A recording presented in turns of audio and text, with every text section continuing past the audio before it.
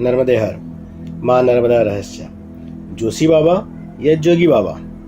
हो सकता है पहले कभी जोगी बाबा हो, अभ्रंशवाद उनका नाम जोशी बाबा हो गया हो। ओंकारेश्वर से धारास तक की यात्रा के मध्य एक ऐसा क्षेत्र आता है जो माँ नर्मदा के उत्तर तट पर था, जिसे जोशी बाबा के नाम से जानते हैं। अब यह क्षेत्र जल विलीन हो चुका है, पर उस तट की आवृत्ति आज भी कम नहीं हुई।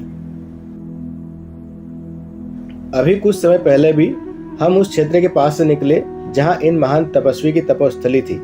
हम इन महात्मा के बारे में कुछ नहीं जानते थे, बस यह पता था कि यह एक देवतुल्य महात्मा की तपोस्थली है। इन महात्मा के बारे में कुछ समय पहले पता लगा। जिज्ञासावश मैंने एक महात्मा से इन जोशी बाबा के बारे में बात की।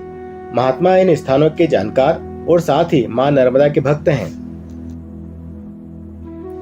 जब महात्मा जी ने जोशी बाबा के बारे में बताया, तब उनके चेहरे पर एक अनुभव की अलग ही छवि थी। महात्मा जी ने कहा कि जोशी बाबा आज भी मां नर्मदा खंड में और अपनी तपोभूमि के आसपास चैतन्य अवस्था में हैं।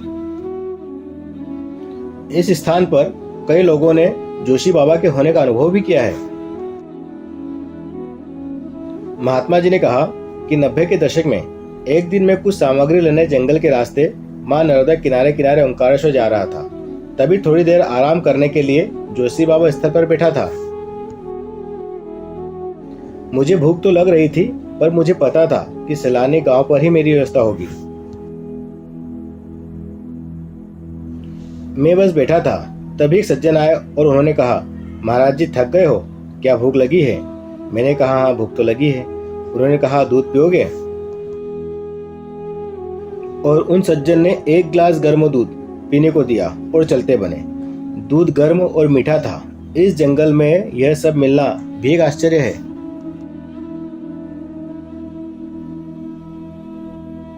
इस क्षेत्र के कई अनुभव लोगों से सुनने को मिले हैं।